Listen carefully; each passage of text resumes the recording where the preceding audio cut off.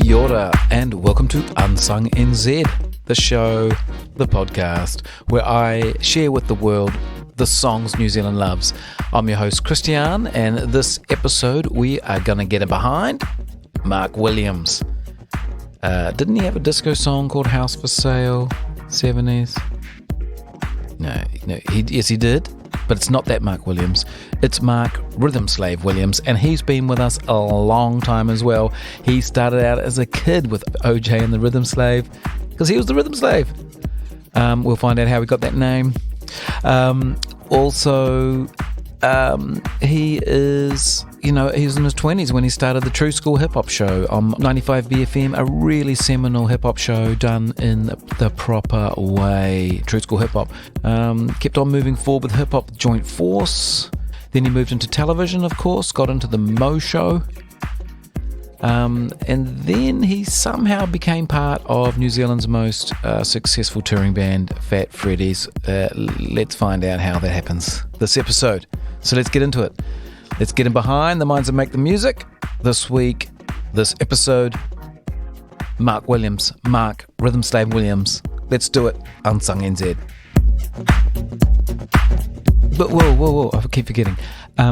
There's a heap of detail in the notes. I talk really quickly with some friends and some people I don't know. I've got a podcast coming up with a guy I've never met. I'm just trying to say, there are show notes like crazy. Anyway, I've linked to everybody we talk about, not show notes.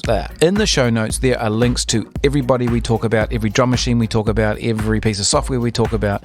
I have diligently put into the links in the show. So go look at those show notes and go subscribe. Anyway, back to it. Oh, sorry, Slave. Here we go. Boom.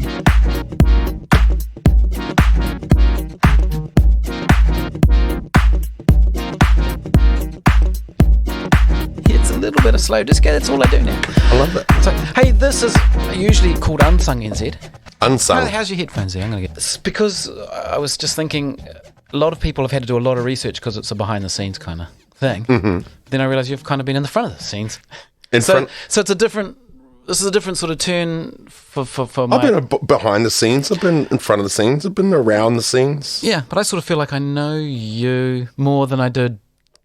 Sort of like Yoast and stuff like that. Yeah, right. It hasn't had TV shows and stuff like that. Yeah. And radio shows that have gone and gone. And gone. Yeah. So this is so more. So I want to know more about you, really. So okay. So this is going to be our long form, clicky chair interview. Right on, Christian. Yeah. Woo. So let's go. So you are obviously an import.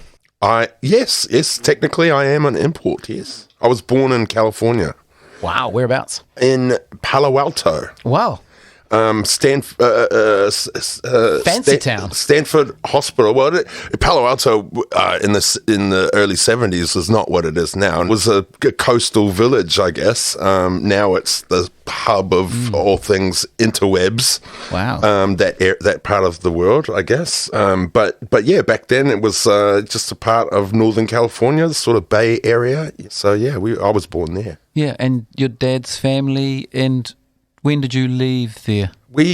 My mother's a New Zealander. Oh. So my dad was actually born in Canada, but raised in the Bay Area. All right.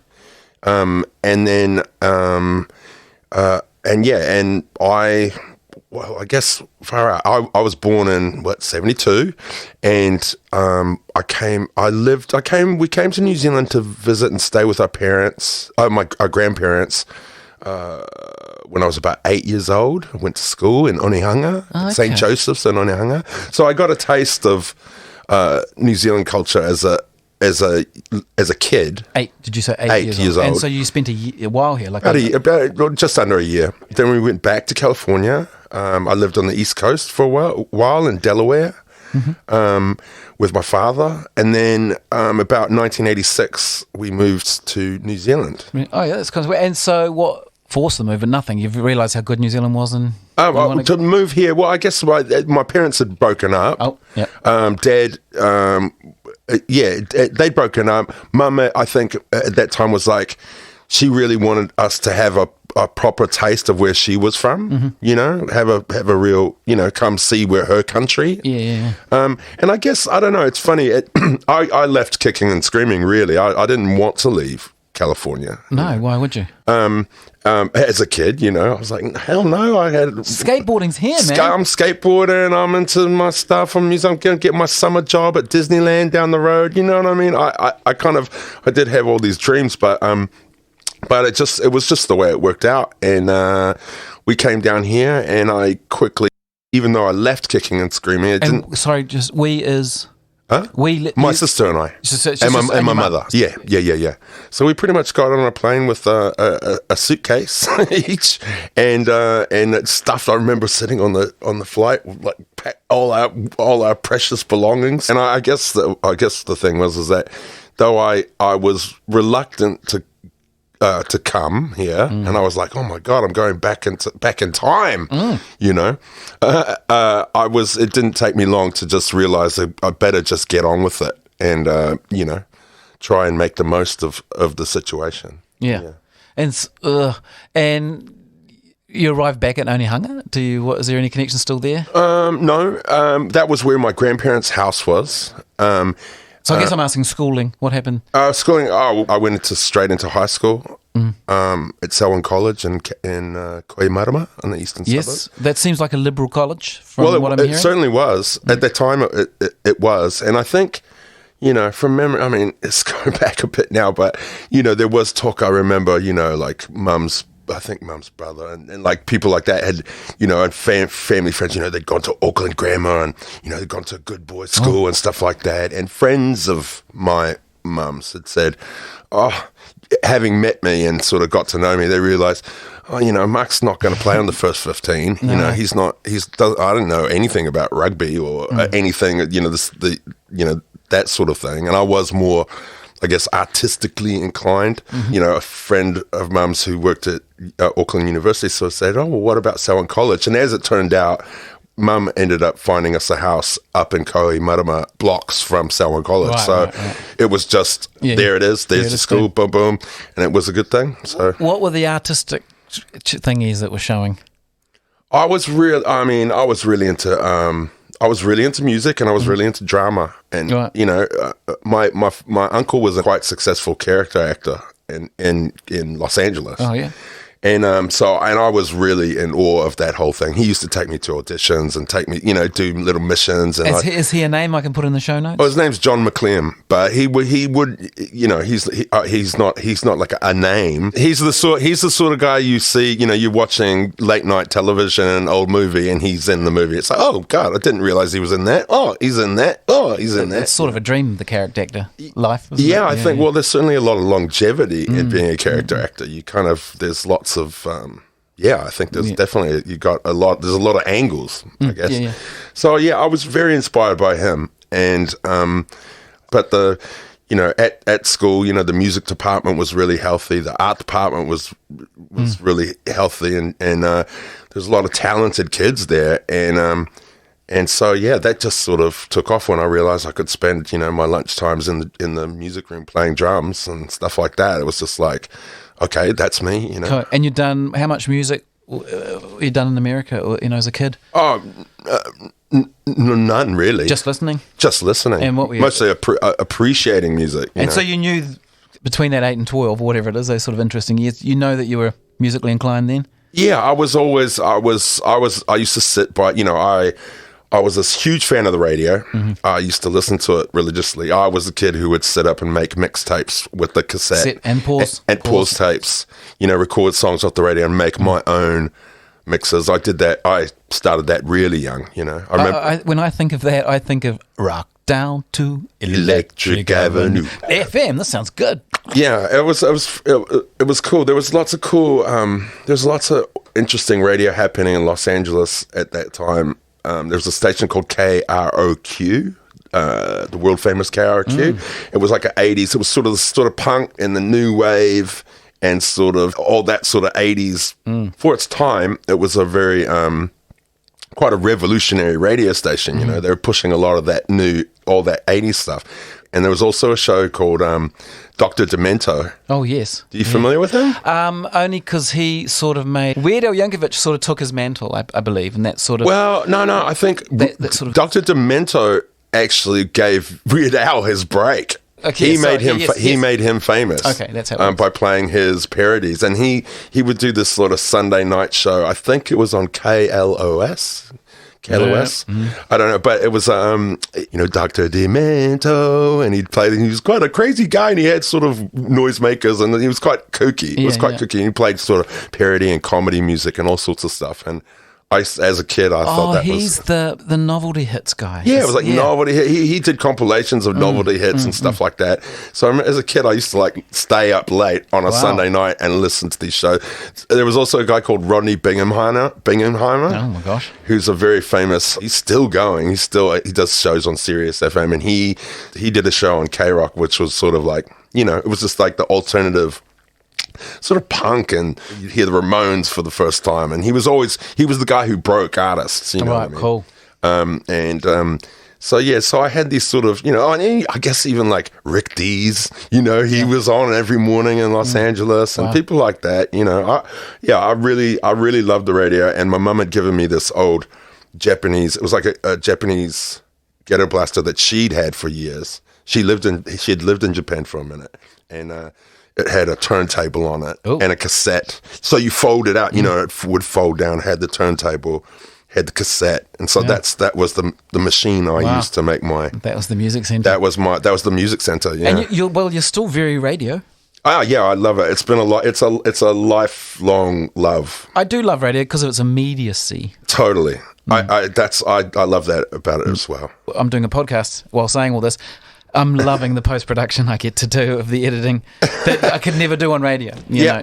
I like that. I just feel like sometimes, the fact that you've got a safety net to be able to do post-production, sometimes, you find yourself second-guessing yourself, and polishing everything, whereas I like the thing about the live radio. I mean, more and more people do pre-record things, whether they be podcasts or even most of the radio you hear, day to day, if you just jump in the car or at the gas station or whatever, you're like, sequenced up. It's all prepped, But I do love the on the fly stuff. And if you do fuck it up, then you just you move along. You quickly move along.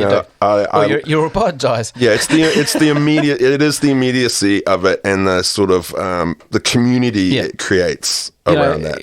The internet seems slow compared to radio. Yeah, that's right. And, I mean, I don't know why it still works so well, but it's just it is the immediacy and the community of it, which I love particularly. I mean, I guess nowadays people have lots of other.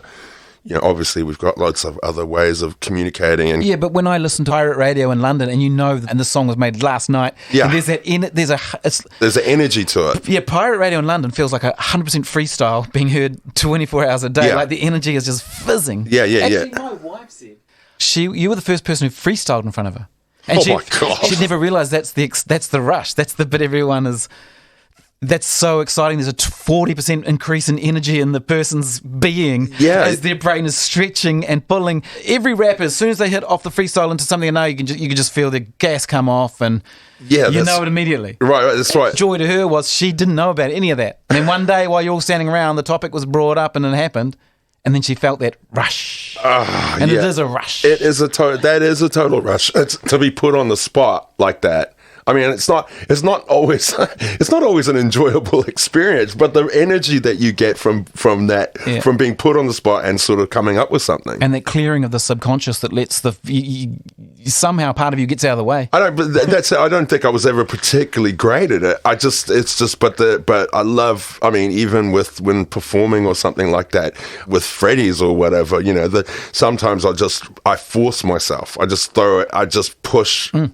Put myself in that zone and force myself, and even if it's only 8 bars, it's just 8 bars of hang on to your seat and hope it works. And sometimes it does, sometimes it doesn't. But it's it is a fun energy for sure. It is. No, so I'm trying to rewind back to because you were listening to the radio, and now I sort of realise that you actually mentioned the entire format of radio, which I now realise, oh, that's right, you really are a radio Yeah. type. Yeah. But what was musically were you connecting with at that age?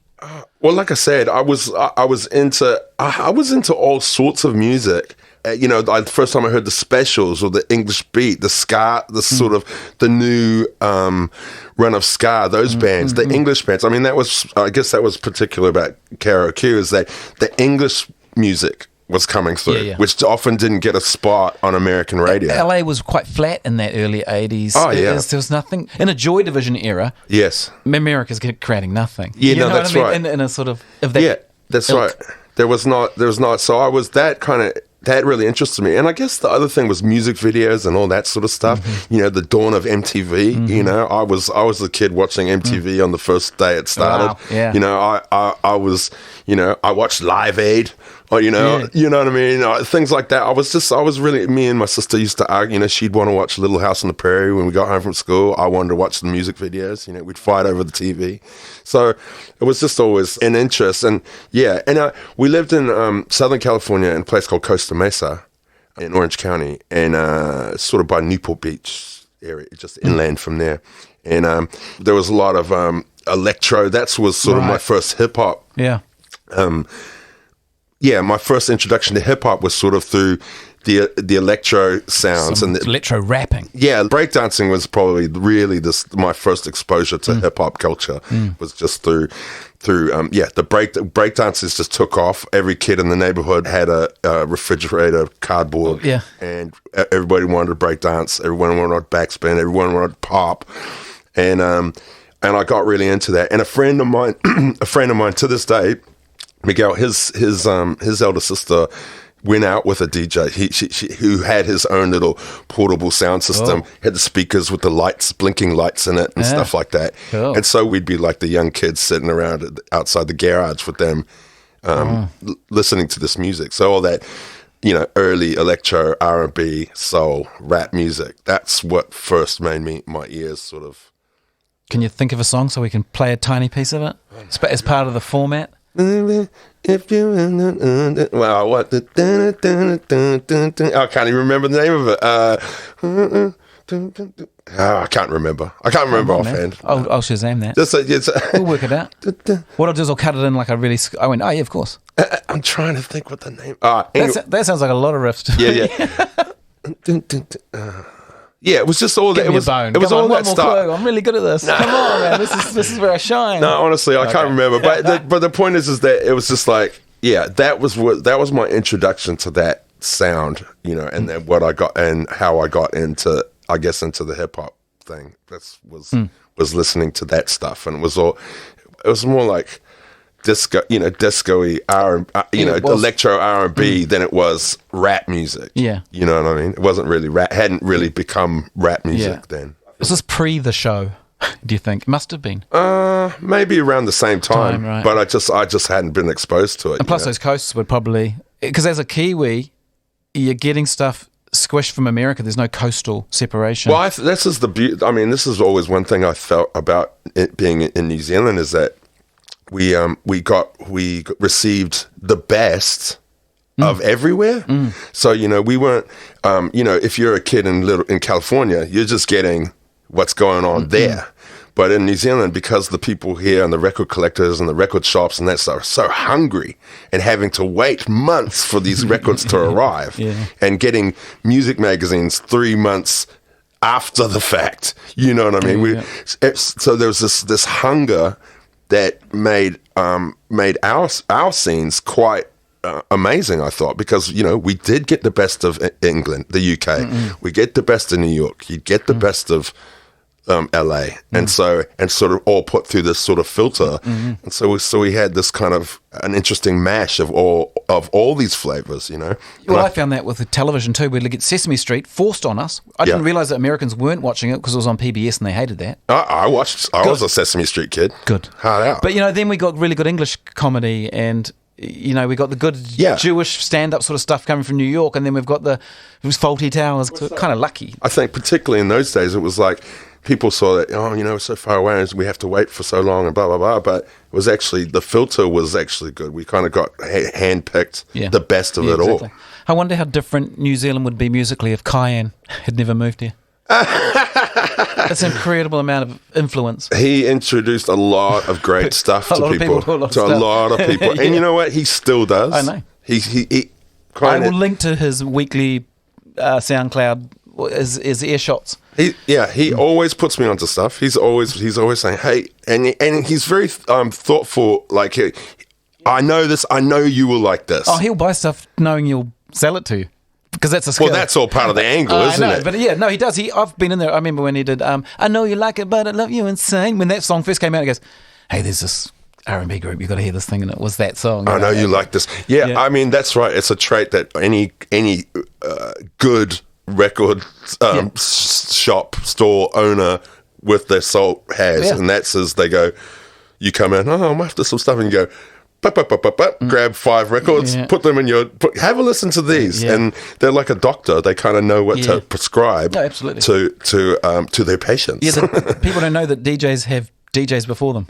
With vinyl coming in, mine were pre-selected by Akai and Grigg. Well, that's right. I mean, no, that's right. And any great record shop is like that. You know, you've already got the taste making, and a bit of the, sorting out the good stuff has already halfway been done. Yeah. And then they would go, oh, Mark's here. Okay, I know he's into that stuff. I mean, to this day, I still take all my cues from my friends and people who I respect in music.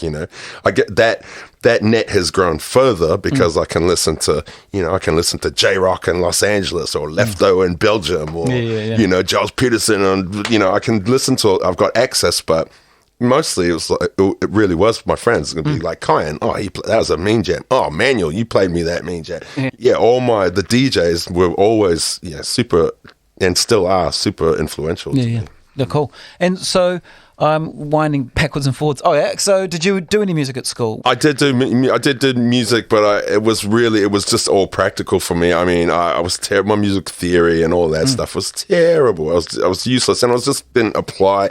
It was all about actually just having access and being able to jam. Started a band with my friend Nick and Gabriel. We started this band, and three-piece guitar band. And we liked everything, but we were playing like, blues and Led Zepp covers, and played a bit of everything, what I mean? And it was heaps of fun. It was just like, played in the stage band, played with the school orchestra, playing drums with them, and you know what I mean? So, yeah, I got into I wouldn't say I was ever a great drummer, but I could hold it down. Oh, nice. Well, you're doing, well, it's obviously better than I thought if you're playing in the... Yeah, I've made it to the stage band. Did you do any stage work since you're interested in drama? Oh yeah, I did all through high school. I did all the shows, all the plays, all the musicals. I did it all. Yeah, it was the only reason. It was the only reason I could stay at school, really, because I got so obsessed with all that, with the music and drama, that just became almost like a full-time thing. By my seventh form year. By sixth form, people are dropping off and going to get trades or go to AET, or doing other things, or apprenticeships or what have you. I wasn't really going to do that, so I just threw myself in 100%. All I did was did drama and music in my last year, and if I wasn't doing it, I was taking, the younger kids. I was helping as a sort of tutor. Wow. Yeah. So at the end of school, you already know this is pretty much. Oh yeah, no. I was sort of very pig-headed. It's like, this is what I want to do. Wow. And it was always like. Yeah, there was, of course, there's always those conversations. Oh, you need to get have a backstop or get a thing. But I always saw that as I don't want to do that, because then that means, I had my eyes firmly on this sort of prize that I wanted to do this sort of thing, So after you left school, when did you meet Otis? We met at high school. Yeah, we met at high school. In fact, he was the kid who, as the legend goes, and it's a bit furry, but the legend goes that I arrived at school. They said, here's the new apple pie faced American kid. Okay, and some kids were making some cracks in the corner, and the teacher said, hey, okay, since you guys think it's so amazing, you can look after him you can look after him. And Otis was one of those kids. So, so we sort of met almost practically on my first day. I was I think I still had jet lag when I started school. I was sort of straight off the plane. So, So you can't confirm or deny that one? Don't know what happened. That's pretty much how it happened. And when did you guys click? I guess it took a minute. I mean, Oat was just part of the framework. It was already a pretty interesting character, you know what I mean? He was like, he had a leather jacket and spiky hair, and he looked a bit punk rock, you know what I mean? But he was right into, he was into his ska. He played saxophone. Right. Yeah. And so it was kind of like, and I think at that time it was, 86? So, there was all these different styles. And it was also, I think that part of it was, let's say, people were like fully all out to express themselves that the uniforms were off. So suddenly the kid in the normal uniform came to school and he's a gothic. Right. And I being from California, I didn't know what Gothic was like. What the hell is that? Or what's a it's too hot for Gothics. Mods, the mod look, or the rock, the punks, or the it was like all these different styles that I was sort of pretty unaware with. I mean, I had my style. I was like wearing Chuck Taylors and a pair of Levi's and stuff like that, which was all very American kid. And to my surprise, was other kids were like, "Wow, you got Chuck Taylors! Wow!" And I was like, well, they're just shoes. I didn't think of them as a style thing. Yeah. So I was kind of really blown away by all the kids and their sort of self-expression. Their fully formed attitudes. Their fully formed attitudes. They were quite, it was just a really interesting bunch of kids. And I to this day, I mean, I'm friends with, I still have many friends from that time. We still stay in touch and yeah, they're real. I feel lucky to have landed in such an interesting bunch of kids, Do you see Otis much now? Well, how much do you see him at the moment? Yeah, he doesn't live too far from here. And we see each other fairly regularly. We'll catch up at least once a month, hang out. Yeah, cool. Talk rubbish. Yeah. Drink some beers, Good stuff. And I actually listened to that first stuff. That's house. When it's funny, there's a lot of house. It's house. There's a lot of house on our record, yeah. Was that all George Hubbard? Because there's one that goes, it's almost got the organ bass line. Is that George Hubbard doing that? Because he was sort of, that one. Because he was into that kind of New York underground club scene early, and I think he was playing house before it was really a thing. George was just right into his drum machines. He was mad into his Roland drum machines.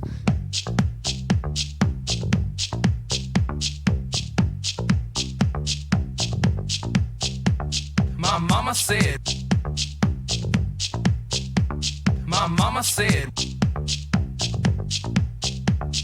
mama said when I was young not to stick out my big tongue, but when I see the girls go by I have to stop and wonder why. I want these girls so much. I can look but I cannot touch. I just don't. But yeah, he'd stay up all night and drum program. He loved it. He was mad for it. And it was funny because I guess he would just play that shit all the time, It's funny. Otis and I were, we'd started our little rap group, which was just us having fun, really. We wrote a few songs, but there was never... Well, it never seemed serious. No, hell no. We were just, it was fun. It was entertaining for us.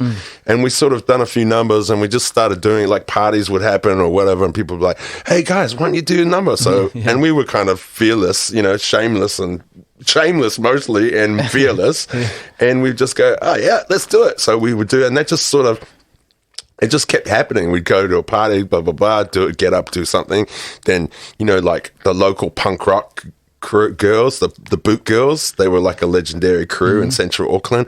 Boot Girls used to throw parties. We were friends with them, from around the neighborhood, we'd buy tinnies off them. Tinnies. and they were like, oh, why don't you come play, why don't you guys play our party? So we play the punk rock kids party and do this stuff. And then in town, there's the parties off K Road on Galatos Street, the offbeat parties,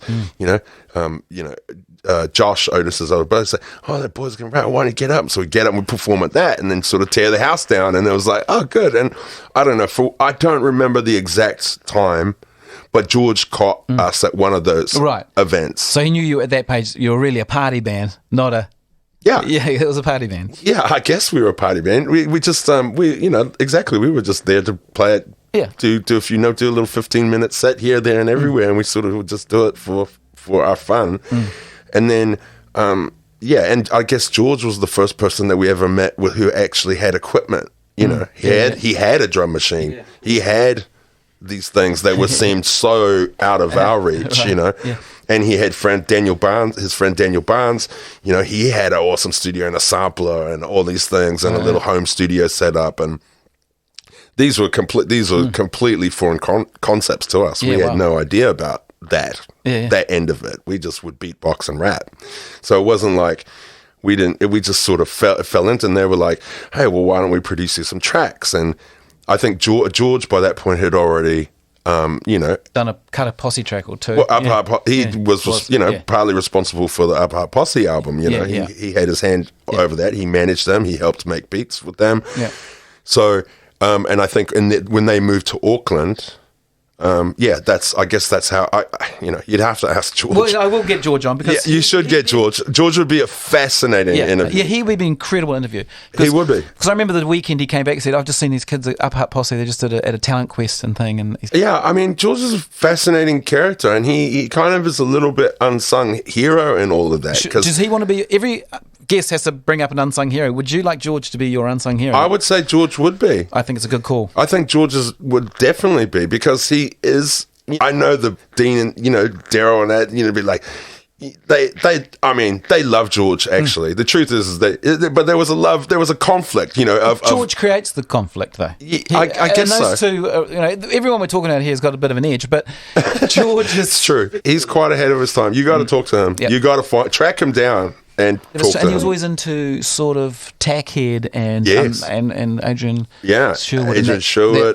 that heap of programming stuff. He loved the programming. I mean, that's another interesting thing about that time as well. I mean, coming up, the hip hop scene was developing, but like I said before, like how in New Zealand we took our influences from lots of places. We were into hip hop, but we were also into lots of reggae music, and we were into the dub stars coming out of the UK and on New Sound stuff, and that. So all these influences, the reggae influence was big, and the deep dub, in UK electronic sort of stuff was there, and the house was in, house music was in there. That mashup of stuff, it was never. I found that as years went by, it became such a purist thing. It's like hip hop became this sort of very purist thing, was so quite religious. And I was like, all the reasons I fell in love with it was because it wasn't. Yeah. And it borrowed from all forms of music and stuff. So it's interesting that sort of. Yeah, we weren't discerning about our hip hop. It was just like, whoa, it was just the ability to do it and to play with a drum machine and to get in the studio. That was enough. That was the most exciting thing in the world. So at the parties, you'd beatbox. How would you go to instrumentals or a bit of everything? Usually just beatbox, because again, we didn't know a DJ. Right. I didn't know a DJ. Right. I didn't know anybody who had any turntables. Yeah, true. I didn't have a mic, so it was basically you had to beatbox to make the beat. It wasn't even a thing. And I guess in the late 80s, beatboxing was still a thing. Went away? It never went away, but it was a seller. Fat Boys and people like that would beatbox on record. Yeah, that sort of thing. That's cool stuff. Where did Rhythm Slave come from? Grace Jones, I always thought. But Grace Jones, yeah. Is it? Oh. The story goes, this is the legend of our naming, is that the band I mentioned earlier, we rehearsed for weeks a self-written song, All right. to perform at a music talent quest thing. And we'd spent ages on it. And Otis came along as just to support us, just to cheer us on and stuff. So it's like the audition night, at our school. And so we did our thing and packed away the drums and stuff. And then we saw there was another rap group on who got it up and performed with beatbox and stuff. And Otis and I looked at each other like, we can do that. We've got a song, Yeah. So we went down to the thing and said, can we be a late entry? Is it too late to enter? We want to enter. Right. And so we did, and they say, well, what's your name? And we hadn't even discussed the name. Talk about freestyle. And Otis went, MCOJ. And I went, Rhythm Slave, because I liked Grace Jones, and because at that time I wasn't rapping. I was just mostly beatboxing. I rap a little bit, but it was mostly I was the beat. But you're better than Otis. Well, I don't know. At that time, I mean, I don't know. Hubbard said once, I remember Hubbard said once, and I remember it hurt. It was like, oh, look at this. Oh, so Otis has got all the personality, and you've got the voice. That's him. And I was like, oh, ouch, that hurts. But I'll take it. I do have the voice, and I've put it to work. So, well, we can hassle Otis more if you want. No, I don't want to hassle Otis at all. Because I watched Static, the video his brother did. That's good Amazing, video. eh? It's a great video. Cool. It's a fucking cool video. There's a scene where the car comes down and I can see a big tall building up the top, and I thought it was those units up by the Grayland School. I've got no idea. I got that no video idea. is so cool, and it didn't really make any. Its impact wasn't that sort of. I guess you were hoping for more for that one. Yeah, I guess so. Yeah, it's sort of like I was looking at, where did it chart and where did it do, and I was thinking, yes. No, we didn't really. I mean, when the MCO and Rhythm Slave record, that was actually kind of a big deal. Like that shit. I think that record charted, and I think we got in the top 10 with the album made the top 10 and the single made the top 20, and at that time, I guess Otis and I were like, we were hardworking, like we performed all the time. Yeah. So, and I still argue that we were probably the single hardest working live rap group in the country, because there was not a weekend would go by where we didn't play. Yeah. And because we were a 2-man show, yeah, became very easy for other bands to take on as support. Right. So, and there was no hip hop scene to speak of. No. And Otis and I, again, we're shameless, fearless. So it was like, if push, we're doing a concert and they asked us to do support, we would do the support. Right. Headless Chickens took us on, we toured with Chickens for 4 or 5 years. Wow. We went to Australia with the Chickens. And part of that was because Grant Fell, rest in peace, he was like, we were easy to travel. We would share a room, share a room. We would help carry the equipment and be roadies as well. We were multifaceted roadworthy kids. So we toured extensively all around New Zealand and Australia with the Chickens, and we supported loads of international acts. I think we were always better as a live thing than we ever were on record. New Zealand wasn't getting hip hop to tape. We didn't know how to record those drums. No, we didn't. And I guess that's right. I mean, you kind of now I look back, I was like, holy hell, the pressure was always so on. It was like, okay, we've got 1 hour, record that, get it right. You got 2 takes. There was no deliberating over your bars, and it was like, do it. Oh, that's a take. Boom, boom, boom, boom. Yeah. Time was so. Yeah, it was really just, you're always under the pump, Did you ever get form any of the songs live and then get to...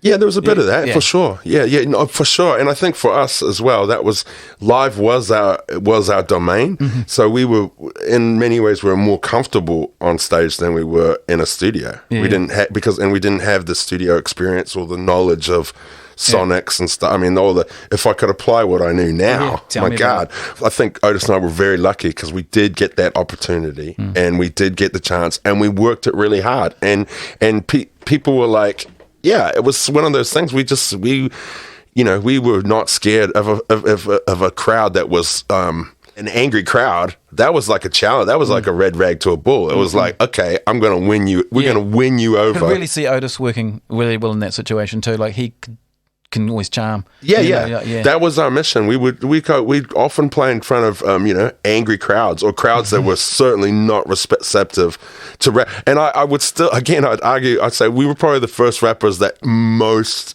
New Zealanders had seen at that time. I believe that, and I also think I always felt there was this sort of look in your eyes that we got to do this now. This is what we're doing, and we're on a mission. Yeah, we were on a mission, man. We definitely felt like, because there was such there was so much I don't know, was it the word animosity? Yes. The music scene up and down the country, it was so rock orientated.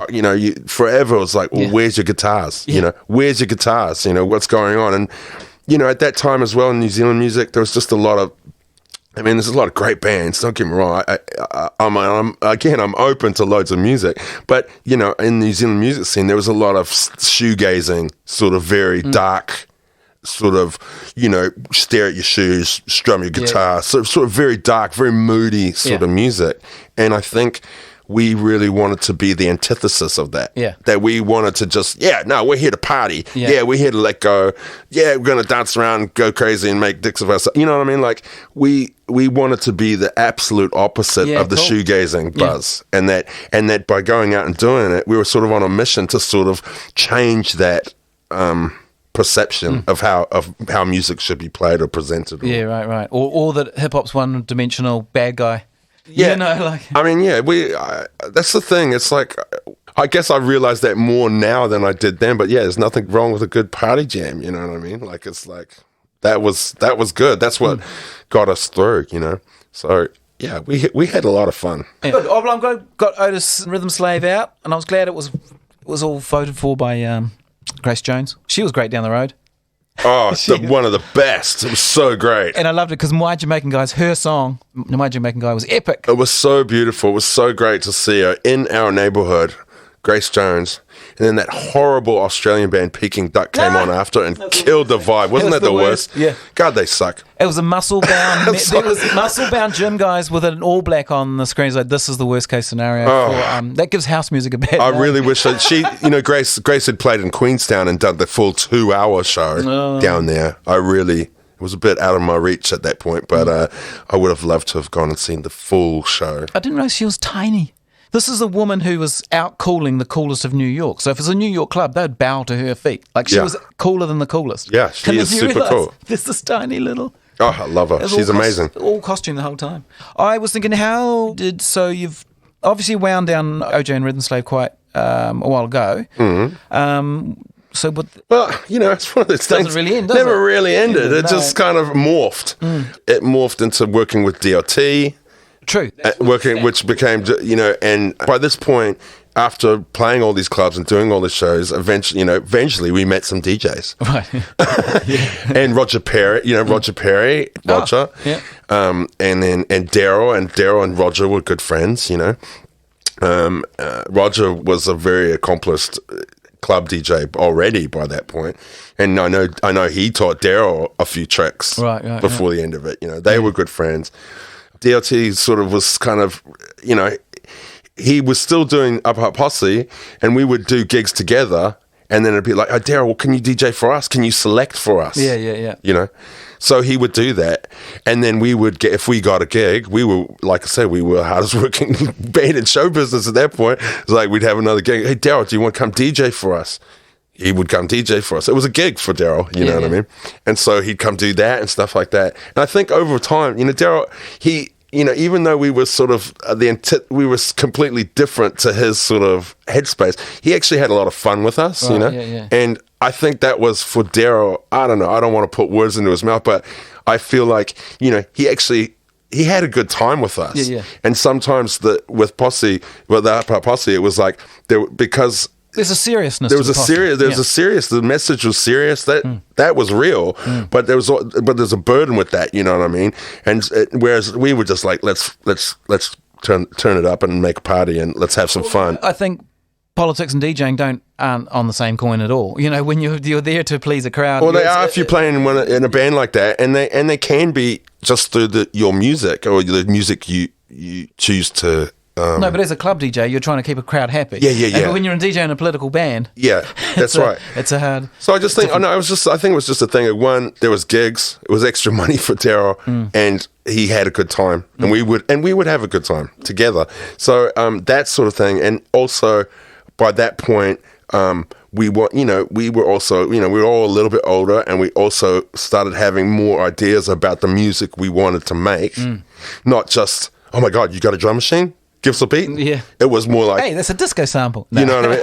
Well, we wouldn't even think that deeply on it. Right. You know what I mean? That's the thing. We didn't even think that deeply about it. It was like, oh, that's a beat, Whereas I guess by the time we started working with Daryl and actually making music with him, it was like, oh, I love dub music. Let's make a dub song. Yeah. I love, I love reggae music. Let's make a reggae song. I love funk. Let's make a funk song. Yeah. We had the means to which to actually do it. We'd started to learn a few tracks and learn about recording and instruments. So by the time we did, we were touring a lot with Daryl. It was MCOJ, Rhythm Save, and DLT, on many a bill. And then we just decided to give it a name for us, which was Joint Force. And that was that evolution. And then we spent months with Angus McNaughton at the Incubator Studios. Angus has been chosen by Tere Moana as my next. Oh, fantastic. So, I'm trying to hunt. He's another one. He's a genius. I heard. He's a sonic genius.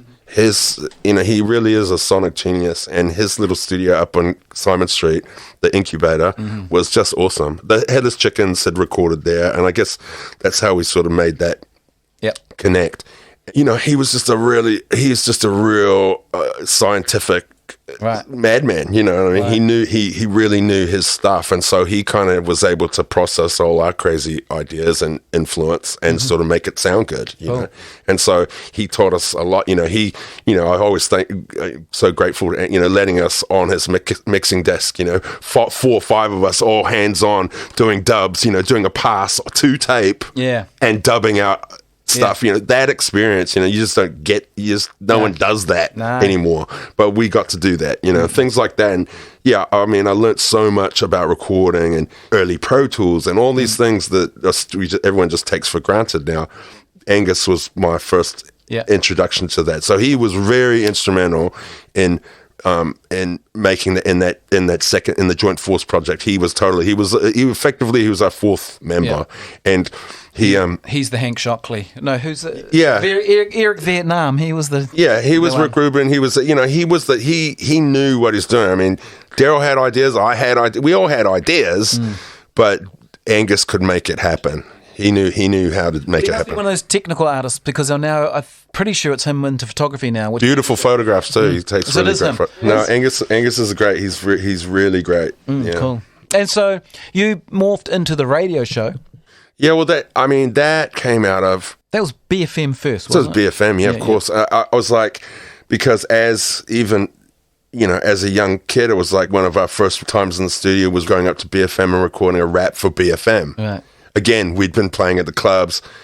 Maybe it was Nick D'Angelo or someone like that. I was like, do you guys want to do a BFM rap? And we'd be like, yeah. And so we go up to the station, recorded that, and that came out on a cassette released in like 1989 or whatever. And In Love with These Rhymes, it was called. And then we just used to hang out, as many musicians did, sort of loitering in the halls of Auckland University when they weren't running around doing gigs or whatever. They're sitting up in the common room.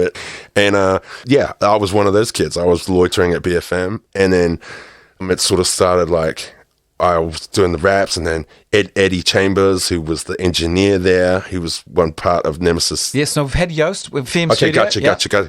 So, we used to hang there, and Eddie would be like, yo, Mark, can you come voice this ad? Come, since you're here, since you're loitering, why don't you come voice this?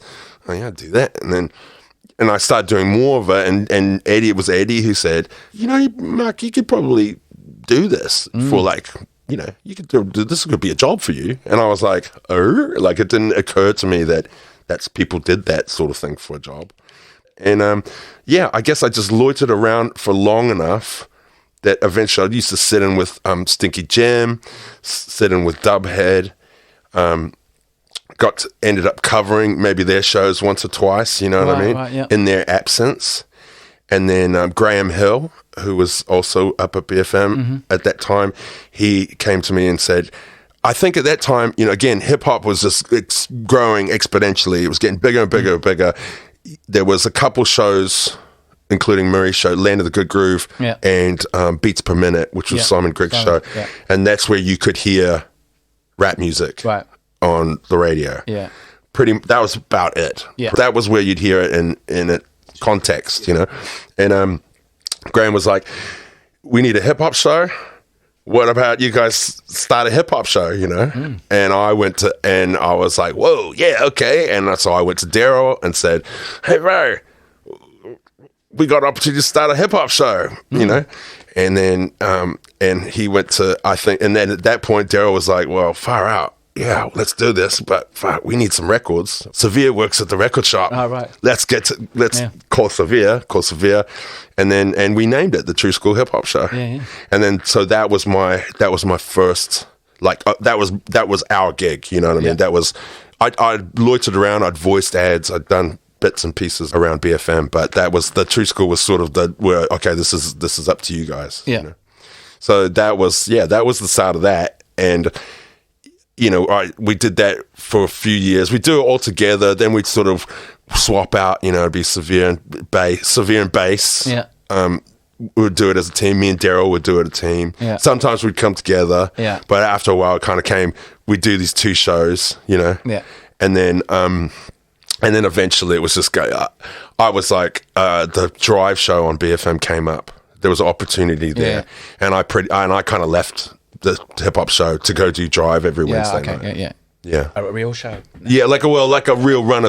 That was like the real baptism, where it's just like you're actually doing runner station stuff and learn how to, you know. Because you know it's interesting that Eddie's noticed your voice, because Dave, who I do music with, he's English, and he knows your voice. He said once he picked it. Oh, because we arrived that terrible day. What? Dave and I arrived at the studio. I remember we were plugging a song, and I just turned to Dave and said, I think we should do the show, Dave. And then he was like, okay. And we tried to work out the desk. But anyway. Oh, that's right. That was a terrible day. Terrible day. Won't talk about that now. Yeah. That's when he picked the voice. He goes, oh my God, it's everywhere. I said, oh yeah, the soft American accent with the gravel. But there's an amount of man-child as well. So you've got this low, gravelly voice, but it's not intimidating. There's an American twang to it, but it's not. It's not overly American. No, and of course the Californian accent is almost the TV radio accent. It's funny though, because I've got such a mongrel accent. It doesn't, particularly now, maybe less so then, but now it's just a real mashup. You know, it's not very hard to pick. No, if someone said, oh, you're from up Alaska way or something, you go, yeah, sure. You know, it's just such a mess. It's not a mess, but it's a mix. I mean, I don't bother explaining to people anymore. No, it's a great voice. I used to feel like I had to explain to people, but now I don't care. Americans are still a foreign thing. You're like, hey, what's that? But it's funny. But if I go to America, they go, "Where are you from?" Yeah, bet. They don't. Americans do not recognize my accent as being American. Australians think I'm English. Oh, do they? Yeah, weird. That's weird. When did Mo Show happen in amongst all this? Because Mo Show was great. Yeah, the Mo Show was amazing. So the Mo Show was basically, at that time, 1999 or 98, 99 or whatever, there was, we were still doing the BFM show, the Drive show. Mm-hmm. It was hugely popular. I was DJing every Wednesday night to crazy madhouse on Ponsonby Road at the Safari Lounge. That was just like a crazy hip hop heaven on Wednesday nights for like 8 years. And then at that time, TVNZ and all that, they were like getting open to like all these sort of, local programming and stuff. Like The Living Room and all those slightly better. Havoc show, Havoc Newsboys show was out, and there was like, and the Back of the White guys, they were making stuff, and we were all BFM alumni, so we were all doing it. And anyway, we were just like a production company, like, hey, if you guys were going to make a show, how would you do it? And I say, well, I'd travel around the world and I'd go find interesting people and styles of music, people that we like, and New Zealanders doing cool shit overseas. And yeah, and then so that's what we did. We purchased some cameras, and we basically filmed a pilot. Otis, yes. he had a little side gig as driver to the stars, and on around that time he'd been driving Robbie Williams around town, and then Robbie had invited him to go up to England and be his personal tattooist, because his other side gig, of course, was tattooing. And Robbie's got one of his tats. And Oat gets this opportunity, and it was like, oh, quick, give him a camera. And so we gave Oat a camera, and he went off. And then while Oat took off, there was a bit of hustle going on here. And then next minute, we were both off separately, filming stuff with our little handy cams, with no real clear idea of how much was you really bumping into people, and how much of it was really organised? Both. It was both. But there was a lot of just us hustling on there and blagging our ways into situations. Wow. By the second series, we had help and researchers, thanks to Dom Nola and Scat and stuff. We had help, but the first time was just us and really winging it. Really, really, really winging it. Because at that time, you could dummy up a fake backstage pass. Yeah, true. And we did that. So we would find ourselves in some pretty cool situations, but also, the network. Our network was strong. We knew people who knew people, and so we would just reach out to people, and so we just shoot the shit out of it, and then came home and figured out how to make it a show. We didn't really know. We didn't know what we were doing. I met that editor. He was really good. Sam. Yes, that's right. But he was a young guy too, and he was learning too. So he was like. Yeah, it was a baptism of fire for all of us, Yeah, because his approach was fresh. It really suited you guys. And totally. And we were determined to keep that. We really didn't want to, we did this ourselves, or we need to go into a more professional studio or something like that. And I think Otis and I really fought to keep our little team together. Right. Even though it's costly to do it, but we were determined to do it because I think we realized that sort of cocktail was a good one to keep. It was a secret sauce. Yeah. Cool. And you're still, we were connecting our way to Freddy, so that's got you into the cameras, which then got you the gig with Māori television, is that how? I guess so. Far out. I think it's, we had success with the show. We did 3 seasons. We did 4. We did like a couple specials and 3 seasons of the show, but our funding was very low. We never received New Zealand on Air or any funding. It was all sponsor, I had no idea, right? Yeah, we never were funded properly for that show, and that annoyed us. We got bitter about it because we were like, "Well, how come Matthew Ridge and bloody what's his fucking face, and getting paid like 40 G's an episode to put in their pocket, and we're doing that's half our entire budget." You know what I mean? We got a bit pissed off about that. I can see that, yeah. With Back of the Wire... Well, Back of the Wire was in the same situation. But they sort of relished the fact that they could be much worse because there wasn't there's these strings attached. That's right. Well, that's and that was true of us too. It's like without the big corporate funding or without the full support of the network, we were sort of able to do a lot of risky shit that we otherwise wouldn't be allowed to do. Am I right in feeling I was scared when you were interviewing the boys with the big twisty low-riding bicycles? No, the guys, we just wandered up. That was at Orchard Beach. That's in the Bronx. It's the Orchard Beach in the Bronx in New York, the Puerto Rican bike crews and stuff like that. Yeah, that's funny. That was the thing, that we trusted the things that we loved, i.e. low-rider bikes, low-rider cars, hip-hop music, street art, all these things that we were really passionate about. We just had full belief that if we presented this and show it to everybody out there, you're going to love it too. You might not know about it, know it yet, but you're going to love it. Yeah. And the thing is that, and to try and convince network executives and people like that was often a challenge, Right, yeah. But we got there, and the amount of people, I still to this day, this is 20 years ago. Really? But they go, "Oh my God, that show just changed my life," or "Oh my God, I saw stuff on there that it just blew me away, and I'm still so down with that," or the amount of young kids whose minds were altered from telling their parents, "Oh yeah, no, I'm going to bed," and then they'd stay up till 10 o'clock and flip on the TV and watch it. I to this day, I'm sure I will say the same thing. I still get that. All the time. Wow. And that was cool. And it wasn't the media hype stuff. It was the underground. Yeah. It was cool. But we were genuinely passionate about that ourselves, and we just wanted to share that with the unsuspecting New Zealand public. I love the idea of some kid living in the middle of nowhere in the South Island. Yeah. Discovering lowrider bikes. Yeah. You know what I mean? That to me, that was always like, wow, I just want to crack these kids' heads open. No. And we did. And we did. Cool. So I'm redoing my segue to Fat Freddies. Oh, yes. I'm going to rebuild it. Okay. So obviously, your filming experience goes up. You've now started looking more seriously into film, obviously. Yes. Yeah. Or television, at least. Television. It was into television, but as I said, we loved doing the show, but we really felt like, we were working hard, and we was really not much comeback. We were on TV. That was about it. Yeah. It was tough, and I think Oat and I got incredibly sort of frustrated by the fact that we didn't feel like we were. Well, you're fighting a fight and not feeling supported. We won Best Entertainment Series at the 2002 Television Awards, all this stuff. But we thought, oh, cool, now we've made it. Now they'll give us a real budget and we can do some really cool stuff. I was like, you did it for this much last time. You don't need it. You don't need it. You've already proven that you can win awards on no budget. Yeah. So why? So it was that situation. So Yeah, we got frustrated by that, and in the end we just actually pulled the plug. They were all saying, "Let's do another one," and Oat and I we're fed up. Nah. We're fed up with our production company. We're fed up with the network, and we realized that we didn't like working in TV that much. Right. It was just kind of like, we loved it. Don't get me wrong, but they made you hate it. Isn't that nice? It was, in a strange way. Yeah, they did. Yeah, it's a funny old world, but again, it was just kind of like, far out. What do you got to do? So anyway, we skipped that, and again, I was still doing the radio during all this time, and still doing, my DJing at night. By this time I was actually DJing fairly regularly. When we were doing Mo's show, we'd done a feature on the Freddies and Trinity Roots, right?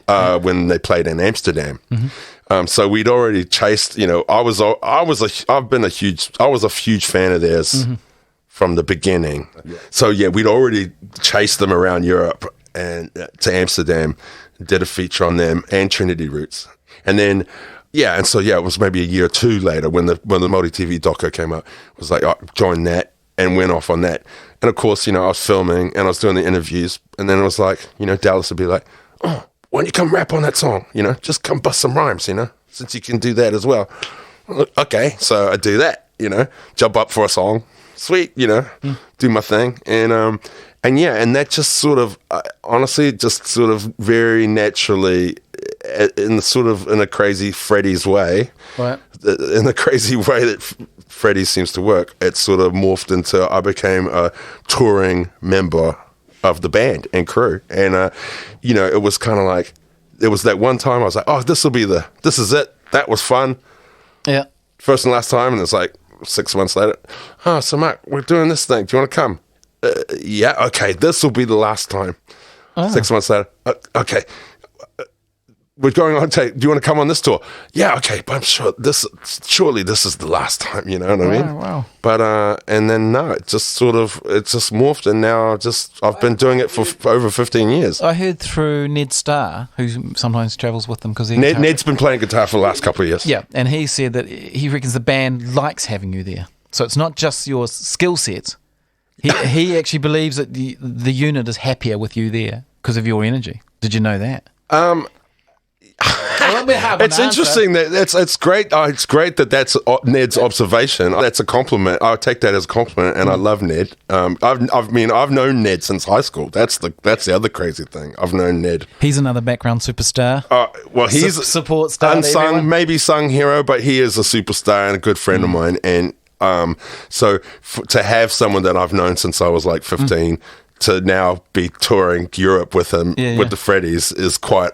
A whole nother thing for me. Wow. But it's like, I guess that's true. I think that's a big part of it. I wouldn't claim that. Like, I would never claim that. You're a New Zealander now. You don't claim things like that. But I think there's an element of that. I think I did have a way. I could share a lot of my experience with them, and in doing so, help them. Keep propel through all the the peaks and valleys of the music industry. To segue peaks and valleys, did they get to Europe this year? Do you know what the situation is? So we got on the plane, from leaving New Zealand, knowing that, that there was definitely a chance that a number of our shows would not happen. Right, yeah. But we had to go to at least show face and say, hey, we're here, we're ready to play. Yeah. So we did. We got to Frankfurt, and we did one show. I did one DJ gig, then me and Scott Towers did, and Ned we did a DJ thing the night before, and then we did our show in Frankfurt. And basically between the time we went on stage and the time we came off stage, half the tour had fallen over. Wow. And so we were actually in a position where you're in Europe, you've got 14 band and crew members. Yeah. And suddenly you're in a situation where you're actually debating, well, we could just go park up in the south of France for a few days until see if just in case that gig still goes ahead. Holy. Anyway, so we by the end of it, we drove to Berlin thinking, okay, surely Berlin will go ahead. Berlin always rocks on. And our gig sat down, and then it was basically a race to the border back to New Zealand. Wow. So because it was like, well, yeah. hoping that we could connect, that Singapore wasn't going to shut down, so therefore we couldn't get home. And you don't want to go through Hong Kong. Well, we couldn't at that point. And so, it was supposed to be like 50 shows or something, and it turned into one. Wow, and how does that affect everything for the machine, the Fat Freddies kind of... Because 14 people to support, that's suddenly pooey. No, absolutely. No, 100%. I mean, I guess, it's a big hit. For everyone, but it's one of those things that's kind of I also have taken heart that it's not like it's just us, it's like everybody. True. Well, look at us, we do events for a living and we're just doing cancellations for a living right now. You're doing cancellations. I mean, Freddy's is an incredible band that has a fantastic international reputation for live performance, and so I mean, I like to think that whenever we do make it back, the fans will be there. Oh, they will be, yeah. And so that it's, but yeah, I mean, considering how much we have toured over the years and how this has just put a full stop to it, it's definitely a big change. Yeah. But also, I think it's like allowed for, I think that the bonuses, I guess, is that the people. We've had all that extra time with the families. We've time to make new music. Which sometimes when you're under the pressure of touring and doing all these other things, it's to find that time is hard. So I guess to look at the positives, those are the cool things that are happening in the background. So you've got lots of voice work still to do? You're DJing a lot still? I mean, I do DJ a bit, and I still do radio work, various radio work, and I still do voiceover work, and I make beats and stuff at home, mostly just for my own pleasure. As you do. But, particularly in the lockdown time, I've really kind of got in and just I've really enjoyed kind of making my beats. Oh, absolutely. I think I'm amazing. You know what I mean? It's just like it's just a means of expression, and just and I find it. I'm more inclined these days to kind of go downstairs and make beats than I am to turn on Netflix. Yeah, true. I totally believe that. I'd rather make something than just be scrolling on an endless scroll. Also, it took me a long time to realise that the people just playing acoustic guitar are just enjoying it. Like that's the same. As making a beat. That's right. It's just as fun to get your brain involved in it. Yeah, no, that's right. It's like I love making beats. I love playing. I love tutoring. I love hanging out with, when Moo's making beats and stuff and he lets me play a hi-hat or something like that. That just like buzzes me out, you know what I mean? But then someone like him has got loads of experience actually finishing things and actually putting them out. And I think that's the thing. It's like, I like I said, I just do it for fun and enjoyment and therapy, you know. But of course, I'd love to get to the stage where I can actually see a thought from that moment of just pure creativity to a finished. I'm not afraid of the world hearing this. I would like to think I will get to that stage, sometime. Awesome. Hey, you got to choose a song that you're just proud to be a part of. Don't have to. Terry Moana didn't. She said, I just like the new stuff I'm doing. She didn't give me one. She didn't even give you one.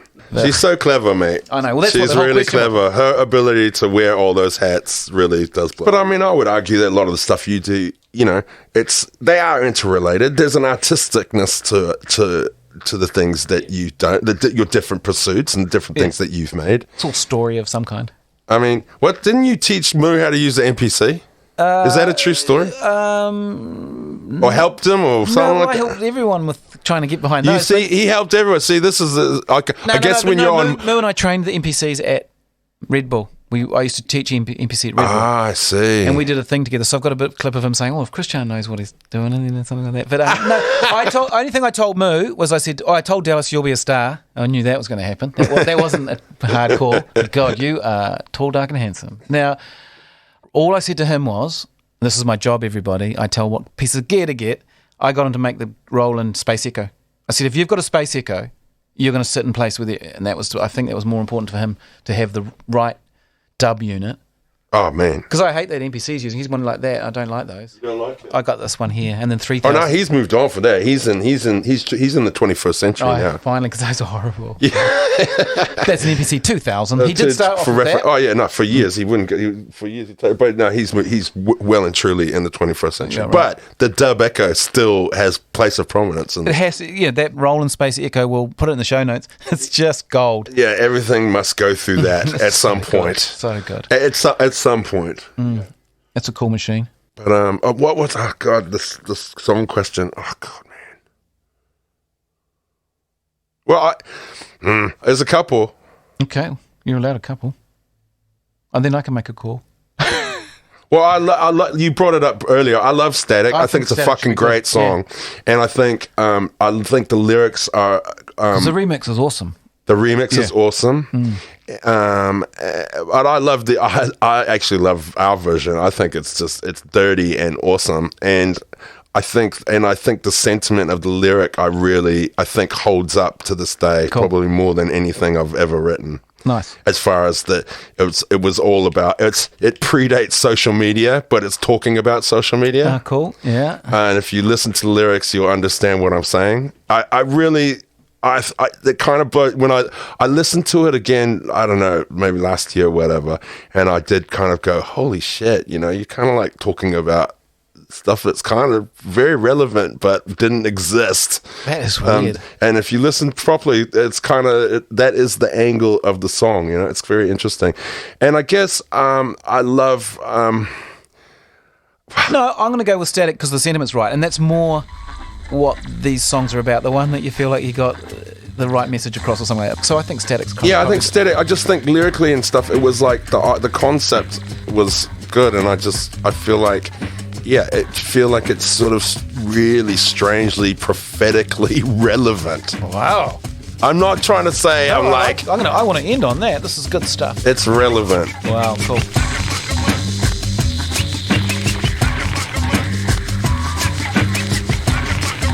Attention. Sharing and daring, still despairing that one of them staring with force bearing to upturn the system that the oldies once knew. Shake up the shop and give a different point of view. Opinion or expression or a state of mind. Yo, I know I got mine cause I just put it in rhyme. But regardless of the fact that I know where I'm at, I just kick the ball back and seem to get more exact. Ignorance is bliss, and that's a lie straight up. Around I'm a freak for the fucking ethic. Too quick to check it, too quick to tag it, slag it. It takes to be a lonely existence. How the other half lives, not even seen from a distance. Only a distant but many light years away.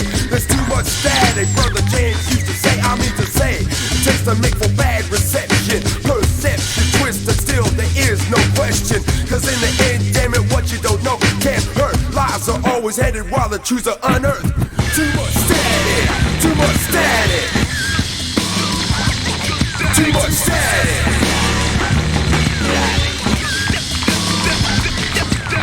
What do you get when you watch a TV? Everybody's telling you what you should and shouldn't be. Every newspaper and every magazine, everybody's telling you what you should and shouldn't be. Them liar, everything you know a lie, liar. Them not a friend but a good trier. Receiving on the wire, static, you believe it automatic. Too late to mention, but my mind still clicks.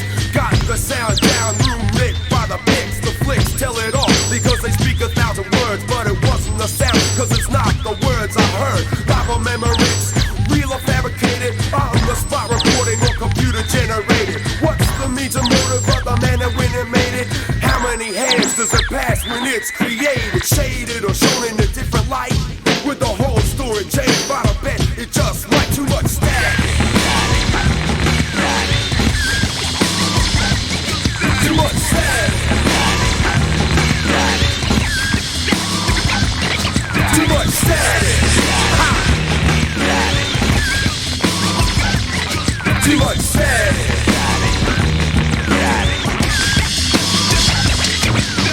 Smack upside the head, an attitude you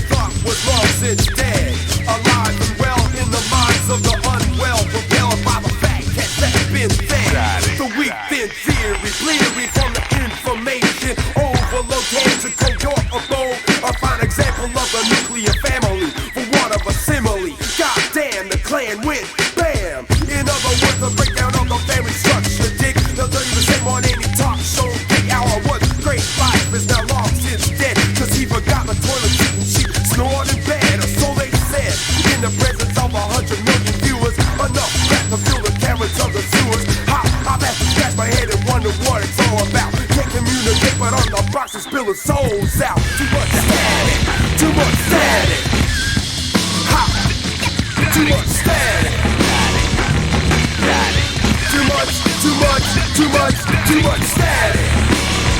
Ha! Too much static.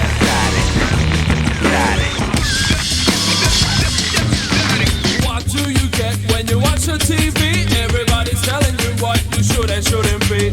Every newspaper and every magazine, everybody's telling you what you should and shouldn't be. Them liar, everything you know a lie, liar.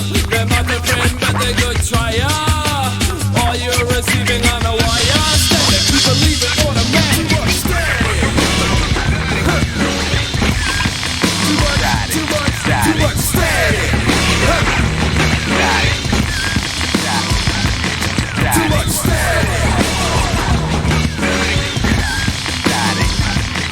Too much static. Too much static. Too much static. Come on. Too much static.